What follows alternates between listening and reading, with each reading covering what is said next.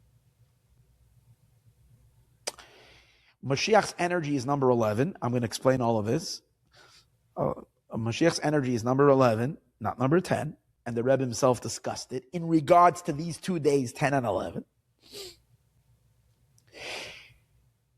That requires a opening. And watch that.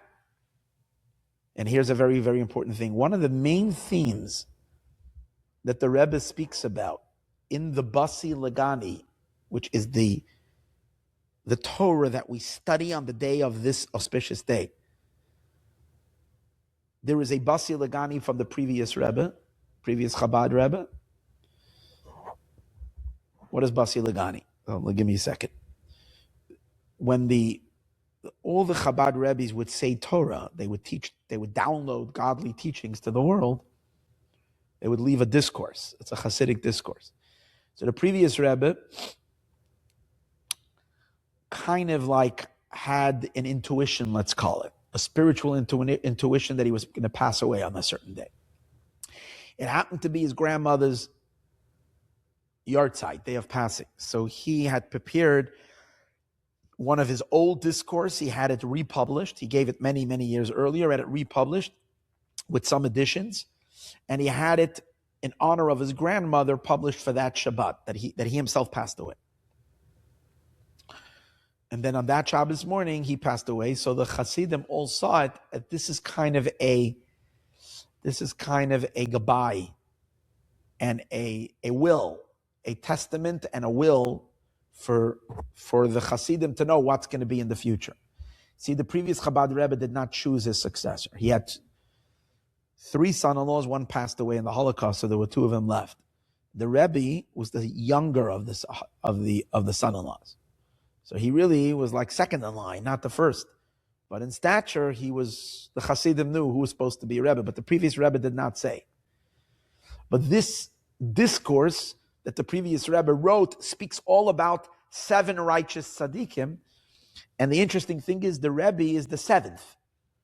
The previous Rebbe is the 6th, and the Rebbe is the 7th.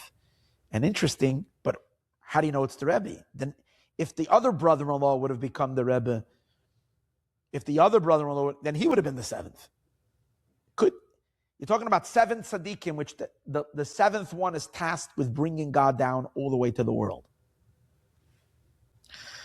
So there is a hint to it, because when the previous Rebbe opens the discourse, it says in Midrash, there's a verse in Song of Songs, Basi Lagani, and he says it says in Midrash, and the previous Rebbe puts in parentheses, Bimakomo, in its place.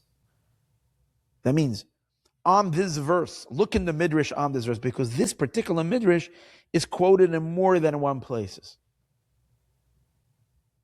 But in Shiur HaShirim, in the Midrash in Shiur HaShirim, chapter 5, in Song of Songs, look it up, Midrash Rabbi. You can all look on Sefaria. You can all check it up right now. Don't believe me. Look it up. Over there, it quotes this teaching that he is basing about the 7 tzaddikim in the name of Rabbi Menachem. And it says Rabbi Menachem, the son-in-law. I mean, again, the Midrash is a text from 2,000 years ago. Says, Amir, here's a Rebbe, just to show you that we're dealing with such godly people. The 6th Chabad Rebbe, no one knows that they're going to pass away, no. No one knows. So the Rebbe prepares a discourse for his own day of his own passing. It's almost like he leaves a paper on his desk. The first line, you don't even have to look further, which is instructions to the Chassidim. It says, Basi legani achoisi kala. I came to my garden, my sister, my bride. And it says, Isa b'medrash Rabbah. It says in Midrash Rabbah. Now, which Midrash? This Midrash is in many places. It's Midrash Rabbah Bamidbar somewhere, and I think in 1 or 2 other places.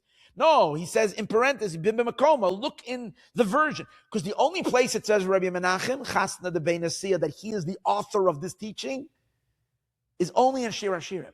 Other places it quotes the same teaching, not in the name of a person called Rabbi Menachem. Now, the previous Rebbe's son-in-law, the second one, is Rabbi Menachem, not the first one. The first one, his name was Rabbi Shmaryahu. This was Rabbi Menachem. And it says over there, the chasna, the chasne, which means the son-in-law, the bein nasiya of the nasi, the son-in-law of the leader. And then he passes away that morning with this paper that he published for the Hasidim to study on that day. So there was clear indication that the previous Rebbe is giving the Basi Legani and kind of instructing us on who's going to be his successor, the one who's named Rabbi Menachem, and his job is going to be to bring God finally down in the world, which is Moshiach's job. It's the same job as Moshe did. Okay. So the previous Rebbe says Basi Legani. The Rebbe, when the Rebbe became the Rebbe a year later, the Rebbe assumed the leadership by also saying Basi Legani. The Rebbe gave a commentary on his father-in-law's discourse. The Rebbe started with where his father-in-law left off, the Rebbe began. And the Rebbe began in 1951 with the words, Basi Legani achoisi kala. That's how the Rebbe began. And in that discourse, the Rebbe lays out exactly all of his work that he's going to do over the next 40 and then continued till now, 75 years. It's kind of a whole shift of how his main emphasis in waking up the Jewish people and inspiring Judaism and inspiring godliness and holiness across the entire world. It's all the theme of this discourse. One of the primary themes the Rebbe talks about is that in order to bring God down into this world, you have to approach Judaism with a certain madness. If you approach Judaism just intellectually, cold intellect, then if you're kind of locked in your mind, and your motivation is only based on what you understand, every understanding has limitations. And therefore, your inspiration and your drive is always a limited drive. With a limited drive and a limited inspiration, we cannot fight the final darkness in this world. Because the final darkness of this world doesn't operate with the limitations of what is rational and what is logical. All the negative forces in this world and the seduction of the evil inclination, the voice coming from the unholy is not a voice of reason. It's a voice of madness. So the Rebbe said, if you want to transform the darkness, which is our job of the final generation, if you're going to come with the power of reason and try to fight a power of madness, you're doomed to fail. Don't even start. The Rebbe said, in my camp, my army, those who are going to join me are going to be a bunch of mad people.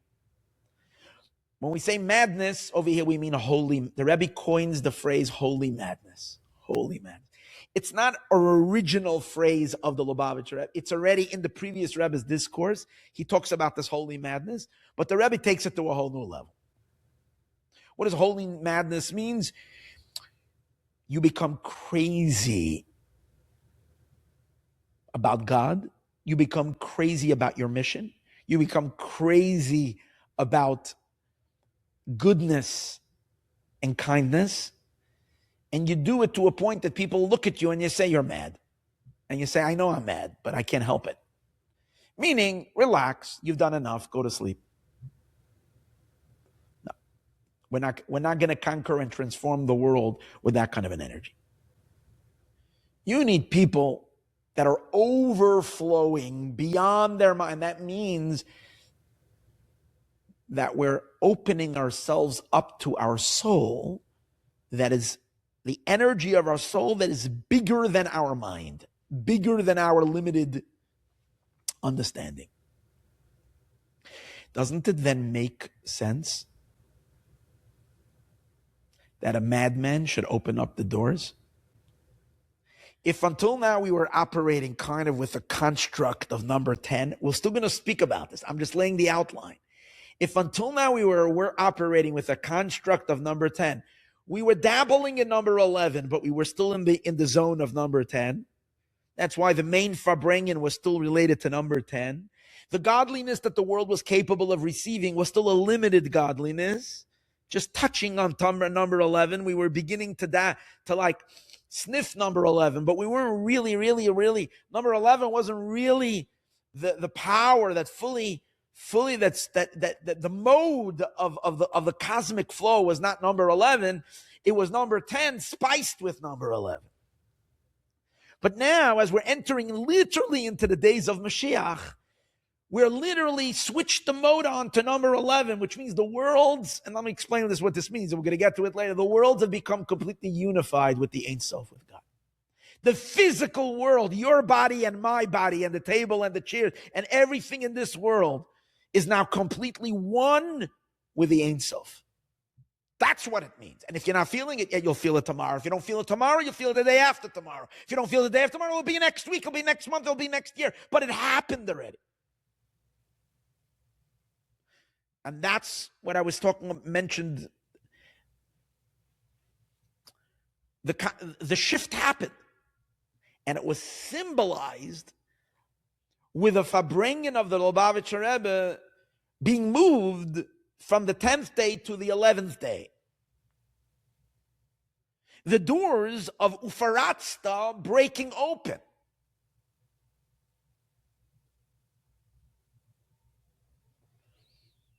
So you'll say, well, nothing changed. The same sidewalk, the same people walking back and forth. Yeah, same shopping, same grocery store, same round the corner, same pizza shop is open the next one. Yes, that's the way Mashiach is. Whoever thinks that Mashiach is going to come, it's going to be like, whoa. That's not the story. God is maintaining his world. But the world is slowly evolving into something incredibly beautiful. It happens, and you have to be sensitive and be willing to hear, and we're watching. We're watching how the finitude of this world is dissolving in the infinite, yet remaining finite. It's like, it's so magnificent. We're entering into a whole different zone. Now, I want to connect before, because I'm scared I'm going to forget this. I was going to say this at the end. I'll say it now. And then again, there's a lot still to talk about. But in the significance of this event, the Rebbe gave a talk in 1992 called Beis Rabbeinu Shebebavel. In that talk, and it was edited by the Rebbe, and it was printed in newspapers. It's one of the most radical talks the Rebbe ever spoke in terms of Moshiach. In that talk, because people always wonder, did the Rebbe kind of say that he's Moshiach? One of the most radical talks that the Rebbe was implying it like so clearly was in that particular talk. Because the Rebbe says that Moshiach lives amongst the Jewish people during the time of exile. It's not a new leader that, we spoke about that in the earlier classes, the winter Mashiach.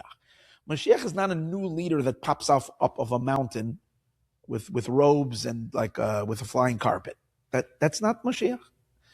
Mashiach is coming with the world, from the world, in nature, and he does the work first to prepare the world for Mashiach, and then he lifts the world and he lifts Israel, and he lifts the Jewish people into the future world.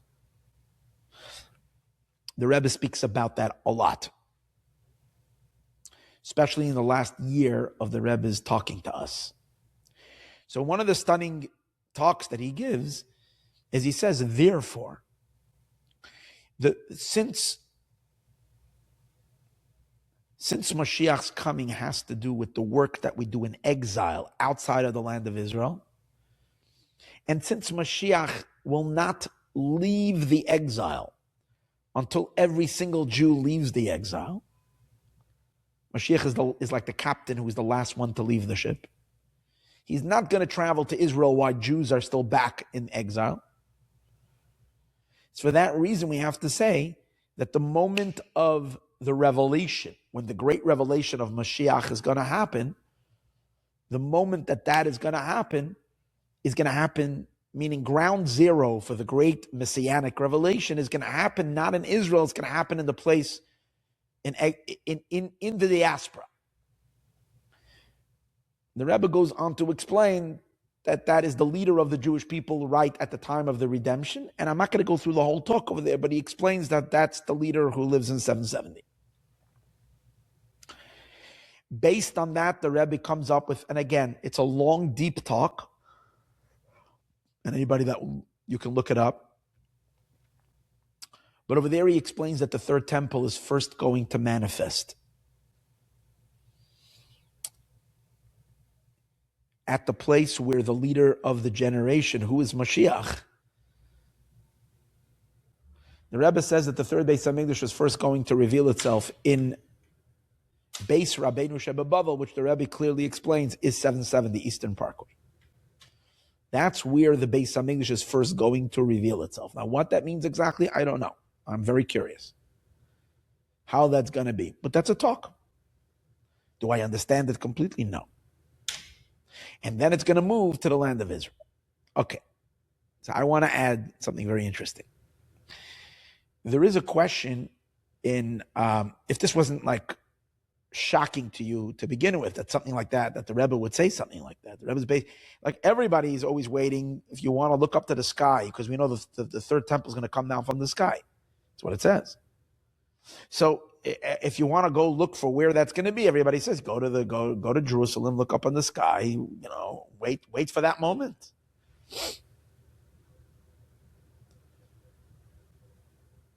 But the Rebbe says that's not going to happen there. Ground zero of the redemption is going to happen in New York. Pretty neat. But there is a question. Rambam, we just concluded the book of Rambam. Rambam says that it is Mashiach's task to build the temple. That Mashiach builds the temple. In other words, meaning that human beings are going to build. Mashiach, together with the Jewish people, doesn't mean he's going to build it. It means he's going to oversee the building. On the other hand, Rashi and Tosfos say, other great Talmudists say that the Midrash says that the temple is going to come down completed from the sky. So we can say it's an argument, and there's an opinion like this and an opinion like that, but then someone is going to be wrong. So we try as many times that we're able to minimize our argument and reconcile the both, we reconcile and say both are true. So the Rebbe himself offers an interpretation. And the Rebbe says that the temple itself is going to come down from heaven, but the doors are going to be done from below. We're going to have to put up the doors.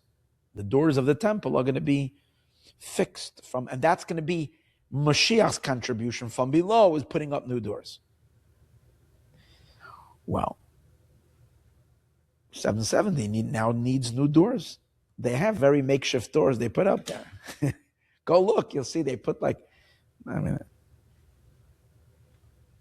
so if there's ever a perfect time, now we need new doors, to put new doors because of this breach that moved the farbrengen of the Rebbe from day number 10 to day number 11.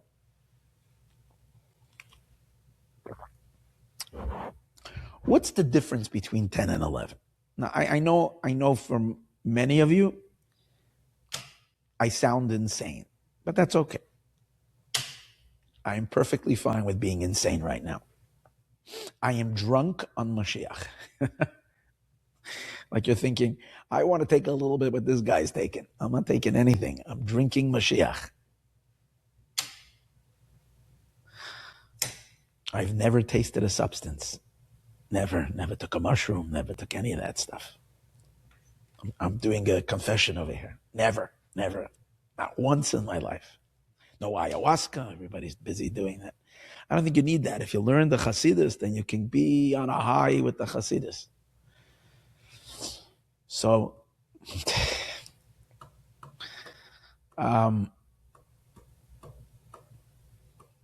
so what's the difference between number 10 and number 11? So we're going to get to that in a moment.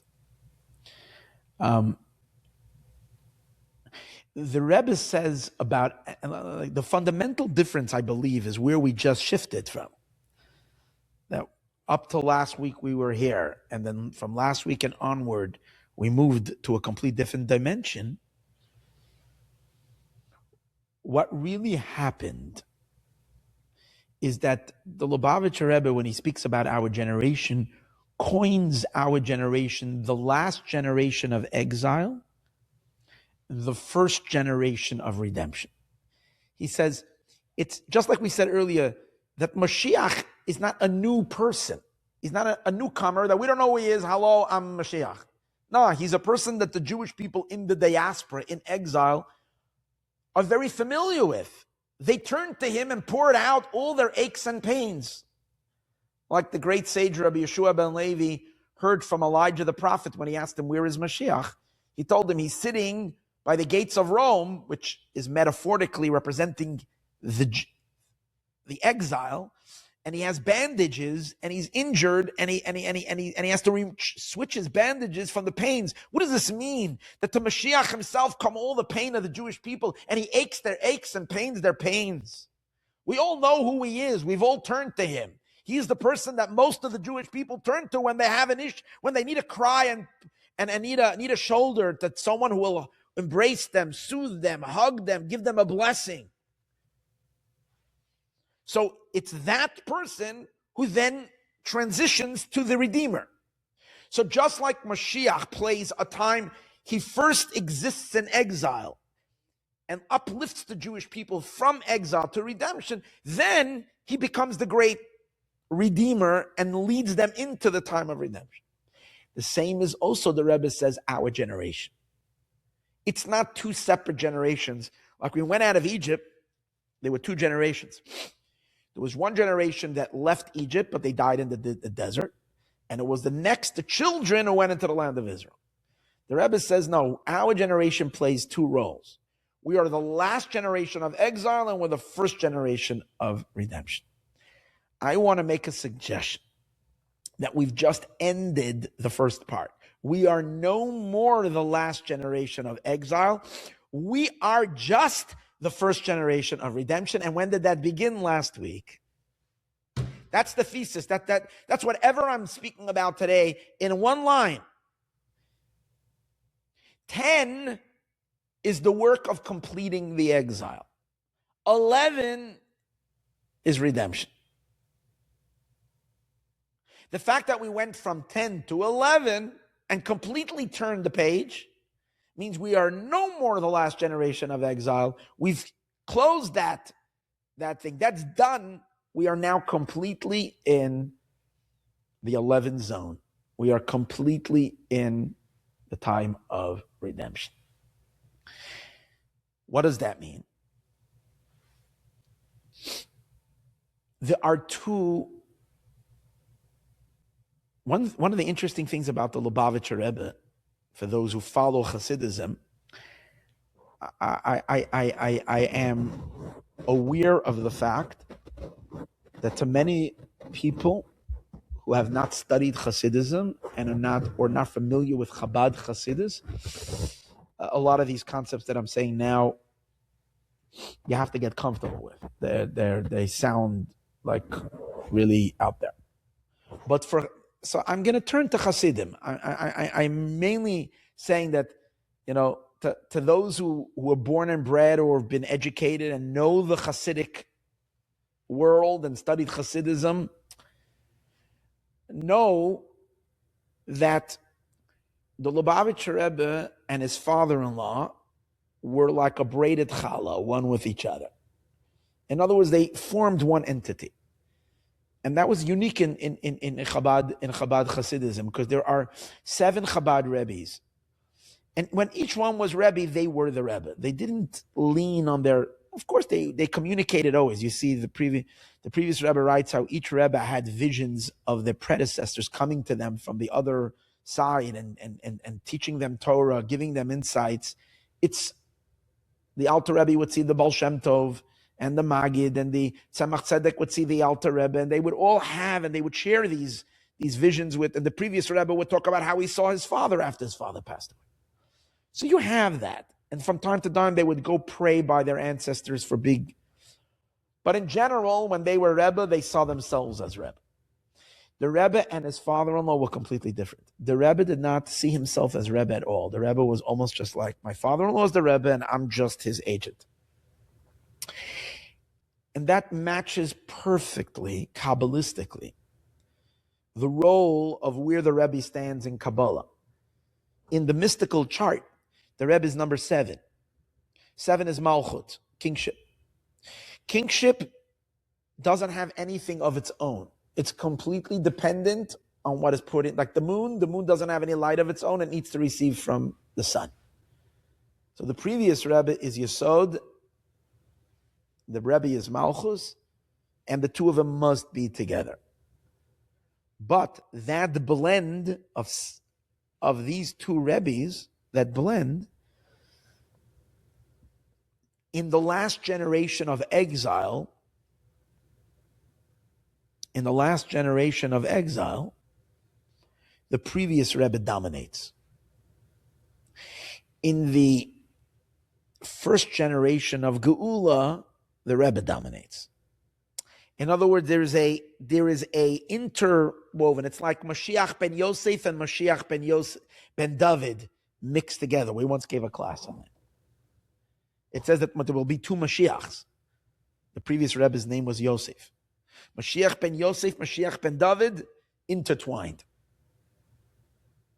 Based on this, I want to share something else that's extremely cool. As I said earlier, the bus Yud Shvat is the celebration of both these Rebbes. The previous Rebbe, the 10th day, the Rebbe, the 11th day, as we'll still explain. 10 and 11 unified together.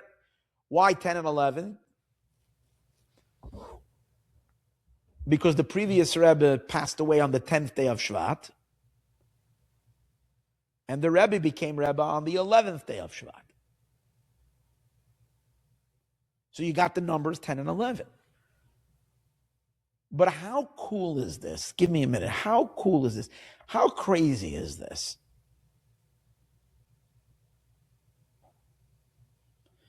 That in the last few months, there is this insane fascination by the youth across the entire world with 6-7. Everybody says 6-7, 6-7.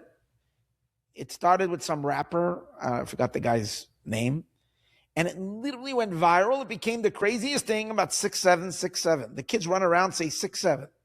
So I looked it up, and it says some kind of a thing, and it's said in the terms of belonging. You belong somewhere, so you're 6-7. It's like a form of belonging. And the way, the world is so godly. The world is so godly. God is sending such messages. There's such downloads happening into the consciousness of the human beings. See, the grand completion of everything is through these two leaders, the two leaders, the Mashiach ben Yosef, Mashiach ben David.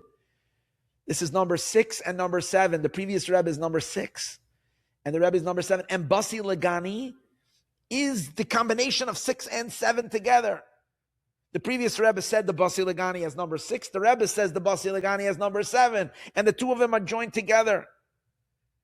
And Basi Legani means, think about this, the whole theme of the discourse, Basi Legani, means that God Almighty himself, descends and lives in our world, manifests and fully reveals himself in our world.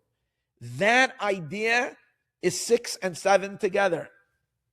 Because God projects himself through 6 emotional attributes. The male attributes, there are 6 emotions. Again, I'm getting a little Kabbalistic. The 7th attribute, which is Malchus, is the big bowl, the big recipient, where all that light flows into, which is the creation. Malchus is the creation. So the unity of 6 and 7 is the unity of God and the world. So when everybody's crying out and all the kids are screaming 6, 7, 6, 7, what they're really saying is, believe it or not, Moshiach is here. And when did all this start? This year.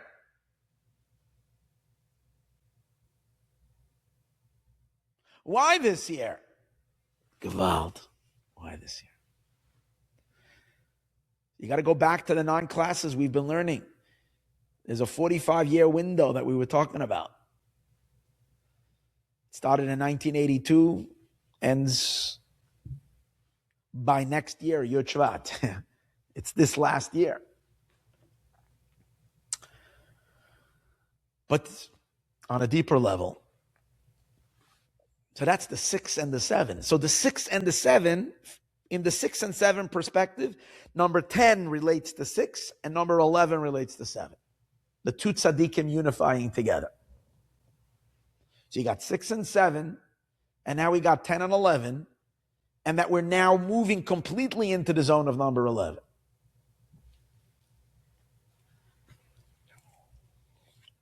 Now, if I haven't gotten you dizzy yet, and I haven't messed with your mind yet, so here's some more messing.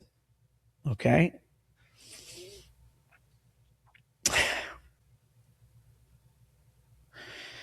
This year, Yud Shvat, the year 2026, or in the Hebrew calendar, the year 5786, marks the 76th year since the previous Rebbe passed away. Number 6 passed away and 7 took over. 6, 7.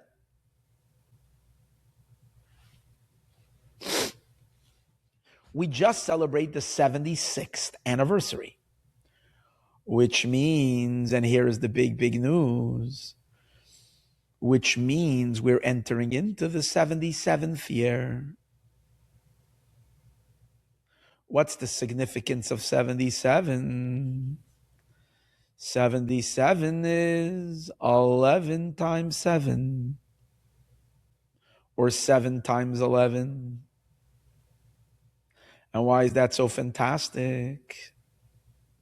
Because 11 represents the infinite light of God, as we shall still explain, fully manifesting, coming through all the levels, all the way down to the physical world, which is number 7, the 7th dimension, which is the physical earth. Like in Basi Legani, it says there are 7 heavens, and the 7th tzaddik brings the Shekhinah down, the Or Ein Sof, the infinite light down. Where? Onto earth, which is the 7th generation, the 7th drop. Or in Kabbalistic terminology, bringing the lights of 11 means tapping the energy of Keter, the infinite lights. I have to stop a minute because I'm telling you the whole time, 11, 11, 11. You have no idea what I'm talking about. Why am I talking about 11? What's the significance of this? I'm going to do it briefly. We're going to come back to it soon. In the mystical world, in the world of Kabbalah, the entire system of existence is based on a system of 10. 10 sephirot, 10 attributes. 10 is the perfect number. So 10 is the system. But then there is the creation, is all the entire cosmic order, every state, all the sum totality of the universe, including the spiritual universes, the sum totality of everything is all systemized in a system of 10. God creates the first letter of God's name is the Yud. Yud is 10. That means, what does God invest in the world? How does he create the world? How does he make the all through a system of 10? But then that's all creation. That's all emanation. But then there is God himself, who is not part of his creation, not part of the world, who is indivisible, above, higher, higher and higher. And that's and that's the one above the 10. And on God himself, you can't even talk numbers. He's beyond the whole scope of numbers. So the only thing you can say is one, because he's not divisible and he's above all these definitions and all these shapes and forms and above all these characteristics and above all these systems. He's just singular. That's God. So it's not really 11. There's no 11. There is 10. And then there's God is 1. So what's number 11? Number 11 is when God himself, as he is above all systems, even his own emanations, not the emanations of God, not God's personality traits, not his intellect, not his emotions. Those are all personality traits. Those are all limited projections of God. That's the system of 10. Even in the divine, the system of 10 is a system. But then there is the soul of it all, the essence of it all, what is beyond the system. That's 1. That's the singular being. What's number 11? Number 11 is when God Almighty himself infuses the system and becomes 1 with the system, and he and the 10 become 1. That's number 11. So 11 equals Moshiach. Geulah, when the complete fusion of finite and infinite is totally fused together. I'm not making this up. This is what the Rebbe taught again and again about number 11.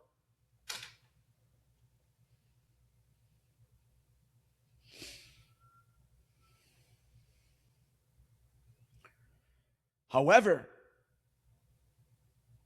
when you have 11 times 7 times, by the 7th Rebbe, 7 times, what that means, it's the completion of the Rebbe's work. It's the completion of taking number 11, which is transcendental Keter light, and bringing it all the way down, down, down into the most tangible, concrete. So it's not just in your mind you can experience the infinite. You can experience the infinite in your toes. That's the Malchut. It's when God, infinite light, reaches the most tangible and expresses itself. We're not talking about just reaches. Expresses itself and fully revealed in the most lowest tier of creation, which is the purpose of why he created the world. He wants to have a dwelling place in the low, the lowest of the low, which is the material world.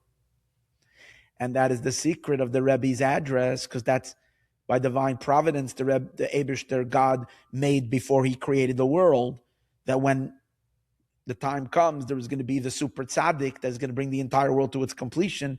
And his address is going to represent this idea, and that is 770. 770 is 77, which is 7 times 11. So this year, this Yud Shvat, is when we began the 77th year. So 11 has fully manifest down here. So a person who's not totally with it, which means someone who's operating not with the limitations of intellect, goes ahead and does something which breaks open the doors to allow for this infinite light to descend. And you have the Geulah of number 11, and the farbrengen gets moved over to the next night. And what that means, as we mentioned earlier, we go away from number 10 and we move completely into number 11. Now, a very, very significant part of this is 2 events that surrounded it that are reflecting the unholy. 2 events that happened. One event happened 2 days before this Wednesday, last week, Monday. You can listen to last week's class. The last and final sparks of holiness were retrieved. There are no more hostages in Gaza. And if you want to understand what that is, please listen to the class called Gaza. What did I call it?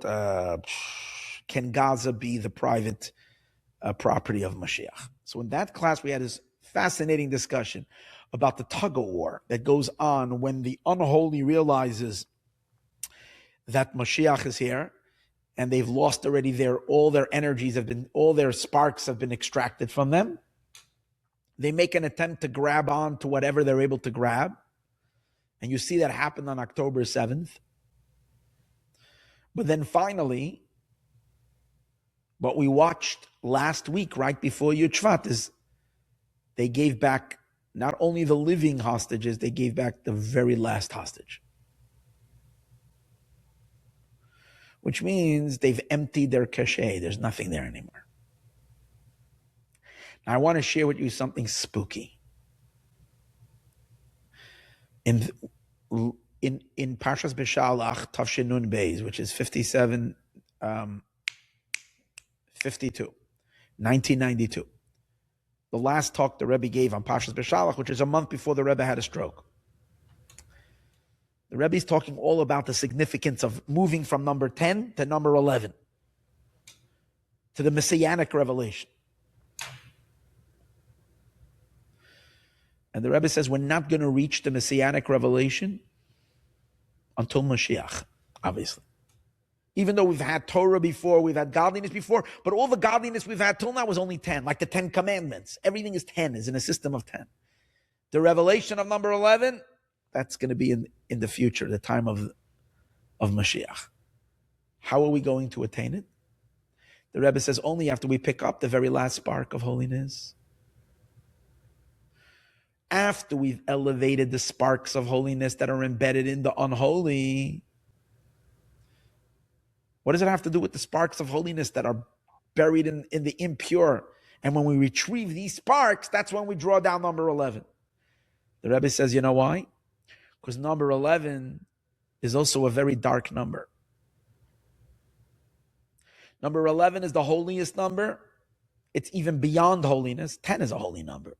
11 is even beyond holy. It's not holy, it's just God himself. It's not even, you can't even call it holy. It's above everything. But you know who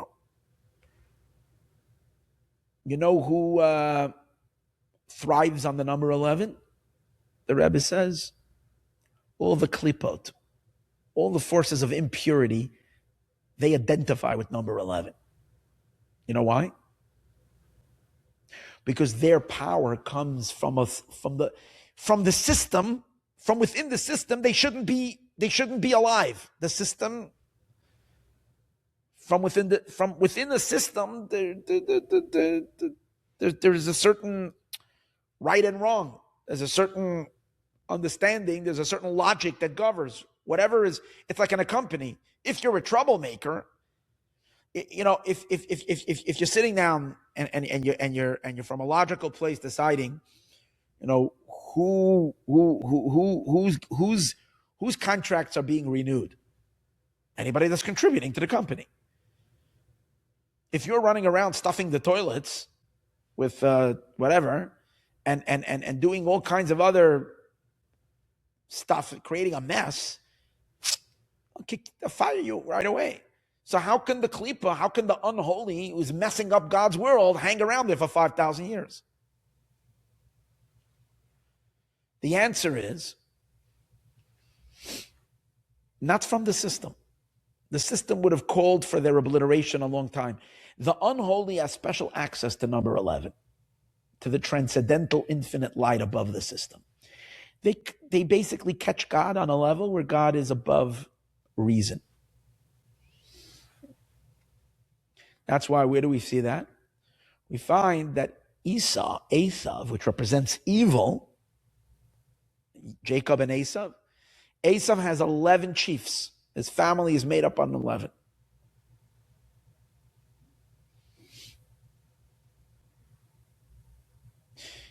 In the Zohar, it says that there are 11 powers of impurity.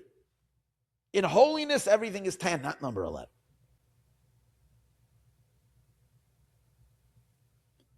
So hold it. Is the 11 so good? The answer is, here's the thing. Holiness operates within a certain system. The unholy cheats the system and goes up to a place they shouldn't be going to. But precisely because of that, when we rectify the unholy by accessing the sparks of holiness that are in the unholy, which are sparks that come from this transcendental level called Keter, the crown, that's number 11, that's not part of the 10 spheres. When a holiness eats those sparks or takes those sparks, then a holiness becomes expanded and draws down into the system what is beyond the system. And therefore the Rebbe says, we will not be able to access that Keter infinite light until we elevate every spark. So should this not drive me crazy when I'm looking last week at the news and I see the last hostage come back home 2 days before Yud Shvat, and 2 days later, we watch the doors of 770 break open by someone who's obviously tapping number 11, meaning to say he's not operating within a system of reason, smashing open the doors, causing the farbrengen to move from the 10th day to the 11th day, which is what the Rebbe says is with the light of Moshiach coming into the world, which is going to be purely number 11. I don't know, am I the only crazy person, or this makes sense to you? There is a map. There is something so clear manifesting over here.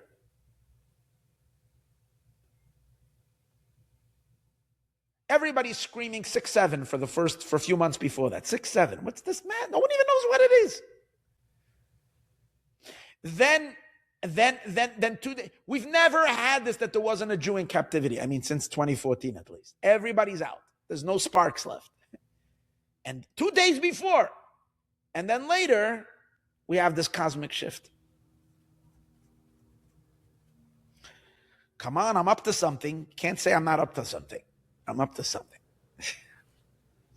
This is cool. This is cool. And let me add one more thing. I didn't even explain the relationship of 10 and 11, which I'm going to conclude with, but let's get there.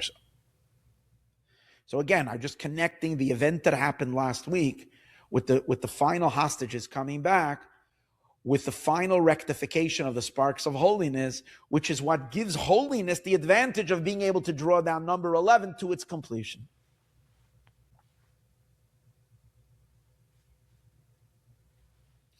But now let's take it even further. When number 11 is revealed in this world, then we don't play by the rules. Meaning to say that the rules are able to be stretched. They're still rules, but the rules are able to be stretched. Now, there's general rules that from the system of number 10, certain things you can make holy and certain things are outside the pale of holiness. You have to leave them. It's impure, you can't fix it. It's unrectifiable. For example, Torah says this is a sin. If it's a sin, you can't rectify it. Yet, we know that even the most unrectifiable things could be fixed. You know, through what? Through tshuva, repentance. How does repentance work? Because repentance taps number 11. When you're repenting, you're not repenting from your intelligence. What's happening when a person repents? When a person experiences tshuva, return to God, their deepest essence is awakened. They can't bear anymore their darkness. And something deep in their core, deeper than their mind, awakens. You know what happens? They start crying uncontrollably. What's that crying? It's because their mind, their intellect, their reason, their scope of understanding can't handle the depth of their pain. Where's this pain coming from? They're experiencing a deep, raw moment of their soul itself. That's number 11 in your own soul. That's your transcendental, that's your essence of your soul, not your filtered. See, 10 is your filtered self, and 11 is your raw energy above your filtered self. So as long as you're operating with God, with your intellect, God is responding to you also from a place of divine intelligence. And then God says, listen, you made a mess. There's certain things you can fix. Fix whatever you could fix. Whatever you can't fix, you can't fix. It's broken. It can't be fixed. Fartik. It's done. Sorry. But then we know, the sages say, nothing stands before tshuva. You can fix everything. How do you fix everything? Because you can access the energy above the system. And over there, you can fix everything. And even the darkest things can be converted. Based on that, I want to make an interesting suggestion. I don't know yet. We're waiting. Everybody was dead scared that Zoran Mamdani is becoming the mayor of New York. And who knows what's going to happen. An anti-Semitic apocalyptic is gonna come. I don't know. I'm praying that we don't have any trouble. But what I found is very interesting that when the car went into 770, Mayor Mamdani comes to 770 and stands there, and he says, how can something to the effect that tonight is a very powerful night? It's the yard side. He even uses the word. It's the yard side of the previous Lubavitcher Rebbe, and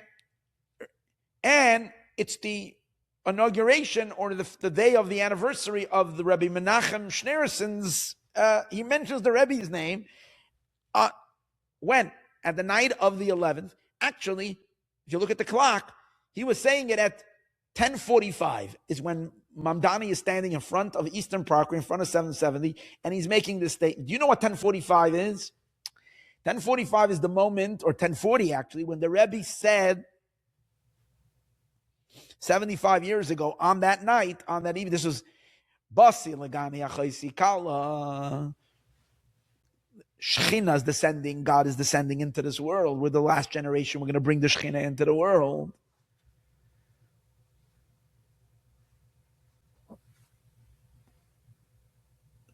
This is wild. So before the whole thing happened, 2 days before, every single spark comes back. And once the sparks go out of the unholy, they lose power, and then it becomes our power to transform them. See, as long as they're holding on to a spark, they still have power, and they still have the wielding power of a holiness. And that's the way it was for thousands of years. Now the evil has no power anymore. It's literally empty. There's nothing there. They're just, all they need is one, and it will be blown to smithers. There's nothing there anymore. And I believe that we will watch amazingly things that might look like really scary, flip over. That's what I don't know what's going to be with Mamdani. I don't know. I just thought it was interesting. Just the connection that he stood in front of 770 that night. Now you can say this, yeah, of course. Either he's genuine, cares, and I think actually there's a certain genuineness there. I actually think so. I don't know. Or you could say it's just political. He doesn't like the Jews too much, but he wants to show that he's standing up against anti-Semitism. So he arrived. There was obviously a big attack, a mad guy or whatever. Say whatever you want. But I'm reading the story beyond politics. I'm reading a deeper story and the symbolism that what it represents. This is the way I see it. And this is huge. So now, with all this information, I want to just tie the knots over here that you kind of tied up. 10 and 11, just a moment, so you'll just really catch what's happening here. The Rebbe gives a talk in 1990. Tafshinun Parsha Shemos. Those who want to read it, look, I looked it up today. I reread it again before this class. 1990, Tafshinun Parsha Shemos. The Rebbe gives an interesting talk, and the Rebbe explains how his father-in-law, my father-in-law, the Rebbe says, it's not by chance that his yahrzeit, the day of his passing, is on the 10th day of Shvat. He says, because my father-in-law, if you want to know what his life was all about, he personified number 10. You know why? Because the Jewish people personify number 10. Because you know what number 10 is, the Rebbe says? Number 10 is the soul of creation. The verse says, Asiri Yeh Kodesh, the 10th is holy. That's why we find in Judaism, we always try to make the 10th sacred. If you make money, if you make $10, 9 of them you put in your wallet, 1 of them you give for charity. Your flocks give birth to a bunch of little baby goats or baby sheep. 9 of them you keep in the pen. The 10th one, you got to give to the Kohen. Your grains, 9 pounds you keep, the 10th pound. Everything in Judaism, tithing, it's all holy. 10 is a holy number. Why? So the Rebbe explains, because 10 represents the 10th, represents the structure of everything is 9. I'm not going to get into how that is in physics, but it's true concept in physics. The structure of everything is 9, and the soul that's in everything, or the nikuda hamerkazit, the inner point, the center of it, which is the soul of it, that's the 10th. So we might say the spark of God that's in everything is the 10th. And he says in Hebrew, which letter stands for number 10? A yud. What's a yud? A yud is a dot. So what's interesting about a dot, the Rebbe says. A dot, he says, on the one hand, a dot doesn't have any design. So it's above all design. That's why it represents God, because God is above all design. But on the other hand, it's the beginning. If you want to write any letter, what are you going to start with? You want to write a line, a circle, a triangle, any picture you want to, you'll start with the dot, and from the dot you're extending, which means the dot is still above everything, but it's the inner, it's where everything is germinating from. So it's representing God as he germinates all of existence. The little spark of God, and in us it's our soul. In a stone, it's the divine spark that produces that stone, or that everything. The yud is the inner core of the nucleus of it. The nucleus of everything, that's the yud. And that's why it's holy, because the nucleus of everything is God. And he says, we as a Jewish people, our job is to be the yud of the world. And our job is to remind every creature and every existence that it has a point of origin. And God's the point of origin, where it begins, and it must be true to its point of origin. And that means to make the entire world conscious of its own godliness. He says, and that's who the Jews are. That's why it's interesting how the Jewish people are called Yidden. In Yiddish, we say Yidden. Jews are called Yidden. Yidden means Yud. We are the dots, the inner soul, the point of all of creation. And where does that become most felt? And the Rebbe says also, the leader in the Jewish people itself, the leader of the generation, he is the soul of all souls, like we began this class. Remember we spoke about the leader? The leader is the soul of all souls. So he is within the Jewish people being a dot. Imagine Jewish people being we say, Israel is the dot, the spark in all of creation. And within that dot, the spark of that dot is the leader of the generation. The first is the inner point, which is the leader, because he reminds everybody of the deepest divine point. Now that's true about all leaders throughout all the generations. Who they are is a yud. But in the last generation, who completes the work to elevate all of the world and discover its dot, its point, completing the world of the work of exile, which is to find in everything its divine purpose and reveal it. So the leader of the last generation, he's primarily the number 10 of everything. He's the yud. He's the point. That's why the Rebbe says about his father-in-law. He passes away on the 10th day of Shvat, on number 10, because it personifies, the day of your passing personifies your work. And which year was it? It was in the Hebrew calendar, 5710. Tafshin Yud, 5710. His name was Yosef Yitzchak. 2 names. Yosef starts with a Yud, first letter, and Yitzchak starts with a Yud. The previous Rebbe lived a perfect 70 years, which is 10 times 7. 10.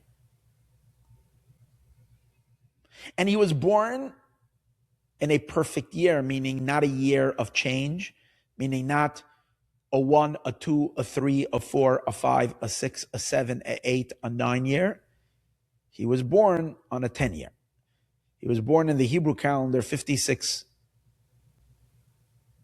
5640. And in the secular calendar, 1880. They run parallel. So he was born on a 10-year. He passed away in a 10-year. He became a Rebbe, a leader of the people, when he was exactly 40 years old. Not 41, not 39, not 37, but when he was 40. And his life, the Rebbe says, was divided in, when he was Rebbe in 3 different places. In Russia, in Poland, and in America. In each place, 10 years. And each place he had his own different type of work. In Russia, he fought the communists and spread Judaism and gave the Jewish people who were the underground all the power till they arrested him and almost killed him, and he got out miraculously. 10 years he was in Poland teaching Torah and deep Chassidus in a world that recognized Chassidism but not Chabad Chassidism, and he was introducing that to the outside world, outside of the Chabad world.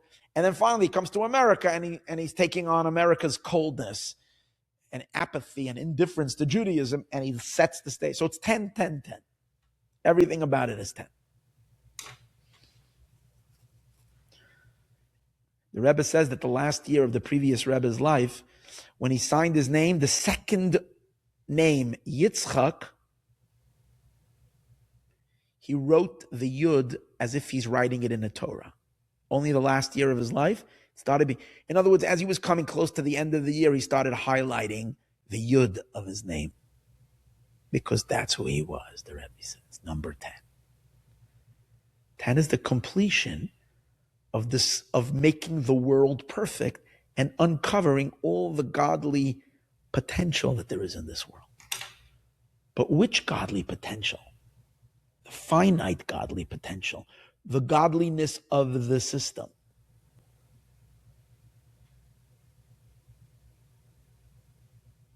Even God's name starts with a Yud, Yud Kei Vav Kei, because it's only his name, it's not his essence.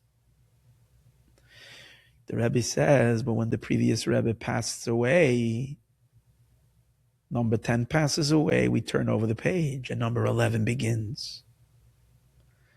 And the Rebbe says, number 11, that's already Moshiach light, that's already infinity, that's already boundlessness, that's already the Ein Sof himself, God himself permeating the perfect world of number 10, which, by the way, when Mashiach will come, everything will be 10.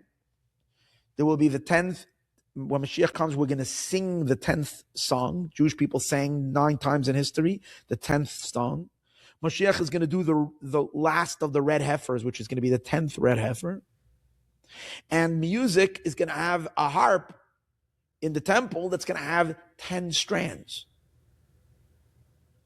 Sometimes it says it's going to have 8 strands, and sometimes it says 10 strands. But that's perfect. It's 10. But that's the perfection of creation, which leads us to a manifestation of something infinitely beyond that. And that's number 11. So if you take a look at the Rebbe's life, the Rebbe himself, everything about the Rebbe is number 11, as we discussed many times. The Rebbe was born on the 11th day of the month of Nisan.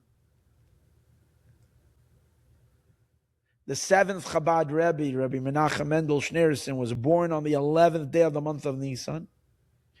He became the Lubavitcher Rebbe on the 11th, not on the 10th day. His father-in-law passed away on the 10th day, but he became the Rebbe the following year, the night following, which, as we said before, the eve of the 11th. Which year? 5711, not 5710 like his father-in-law, 5711. Which day? The 11th day. Which month? Shvat. Now it's interesting, the Rebbe said about the previous Rebbe that even though he's 10, but his whole life he perfects 10 so that it should be ready to receive number 11. Like the previous Rebbe puts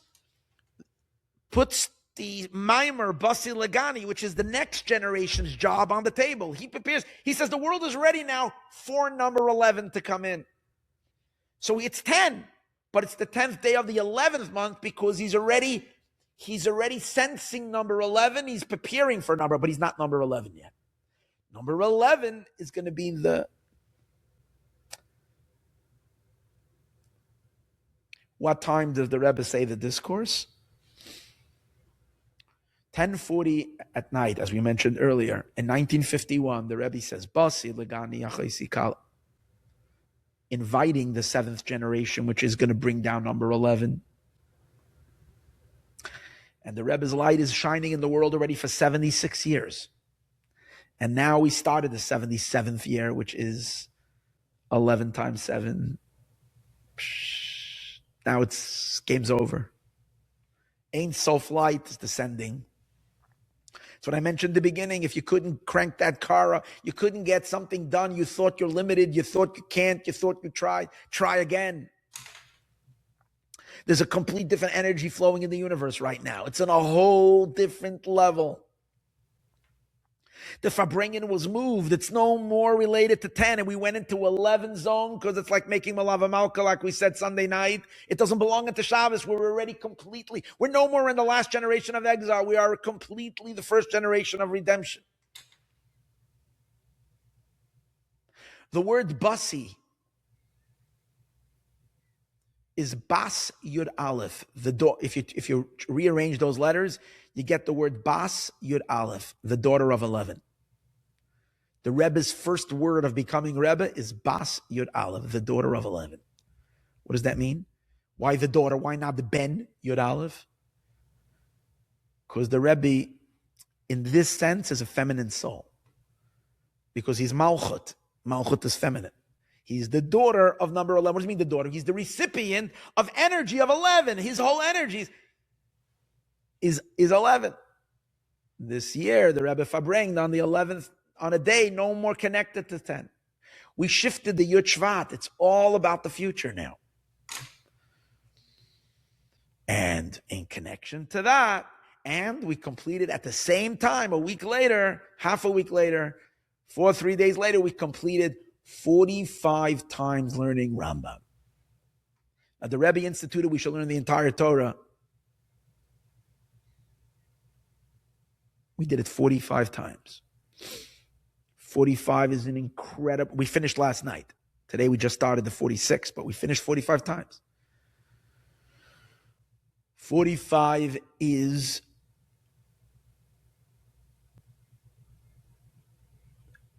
creating the vessels to receive number 11.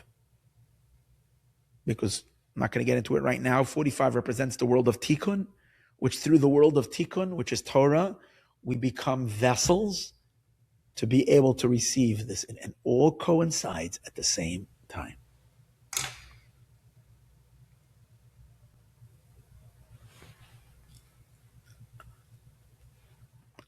I personally had my circumcision. I was born on the 4th day of Shvat. I just had this realization on the 11th day of Shvat,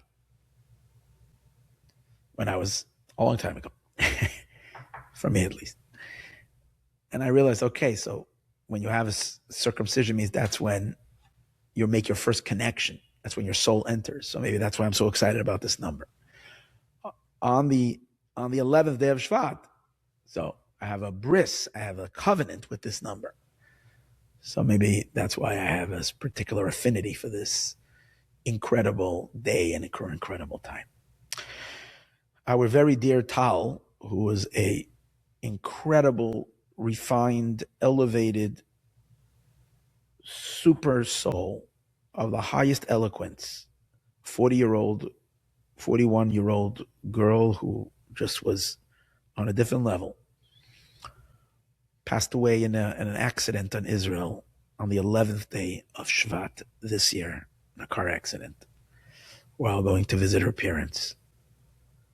A few minutes before her accident, maybe an hour before, she posted a post with a beautiful field sitting out. She was a very high level chef, and she ran a competition called a Master Chef in Romania, because her parents come from Romania. And she made a huge Kiddush Hashem recently. She's a Balas Tshuva. She didn't grow up observant. and she didn't want to cook anything non-kosher, and she also was not going to cook on Shabbat. And they loved her. They were so blown away by her. And everybody was talking about it, and she made a huge sanctification of God's name. She went down, she visited her parents, and we just got the news last Thursday that she was killed in an accident. Right before that, she was a picture of her sitting in front of the outside, and she came to her, and she writes home. She's returned home. So I want to commemorate, I want to connect this class. Since she passed away on the 11th of Shvat this year, she must be a very holy soul. And I pray that she should come back here very soon. As it says that Techiyas HaMeisim, the resurrection of the dead, which this year we discussed is the year in which we enter that era. That too is, like, everything is so perfectly aligned. So it says that the resurrection of the dead is going to be through the dew, which is called Tal. So I pray and I hope this gives comfort to her family, that her ascent up to the higher realms of her special soul, graceful soul, should only be temporarily, and she should return here very soon as that beautiful dew that's going to help resurrect all those who need resurrection. Tal bas Yitzchak v'Hadassah, may this be to the schus of your aliyas neshama. And may we merit already that we shouldn't have to give all these cool, exciting talks, but rather all of this should become so obvious for everybody to see it clearly, happily, and joyfully. Thank you.